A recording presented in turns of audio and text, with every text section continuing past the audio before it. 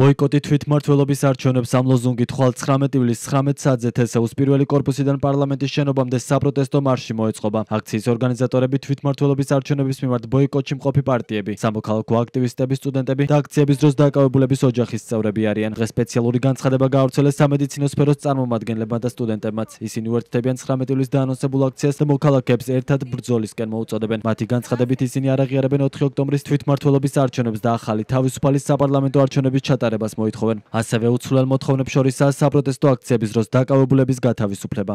ჩვენ საქართველოს სამედიცინო საზოგადოების წარმომადგენლები არ ვაღიარებთ ადგილობრივი თვითმმართველობის ეგრეთ წოდებულ არჩევნებს. არალეგიტიმური ხელისუფლების პირობებში, სადაც დემოკრატიული ინსტიტუტები მიზანმიმართულად იშლება, არჩევნები კარგავს თავის მთავარ დანიშნულებას, ხალხის ნების გამოხატვას. ქვეყანაში, სადაც ხელისუფლება ამყარებს დიქტატურას ნებისმიერი ეგრეთ წოდებულ არჩევნებში მონაწილეობა ნიშნავს რეჟიმის ლეგიტიმაციას. მხარს უჭერთ და უერთდებით საპროტესტო მსვლელობას, რომელიც 19 ივლისს 19 საათზე თბილისის სახელმწიფო უნივერსიტეტის ეზოდან პარლამენტისკენ გაემართება. აუცილებელია კიდევ ერთხელ გამოვხატოთ ჩვენი მტკიცე პოზიცია ავტორიტარული რეჟიმის წინააღმდეგ. მოგიწოდებთ კოლეგებს და სტუდენტებს, ყველას, ვისაც ჯერა, რომ ქვეყნის ხსნა მხოლოდ რეჟიმთან არათანამშრომლობაშია. შემოგვიერთდით საქართველოსთვის სამართლიან ბრძოლაში.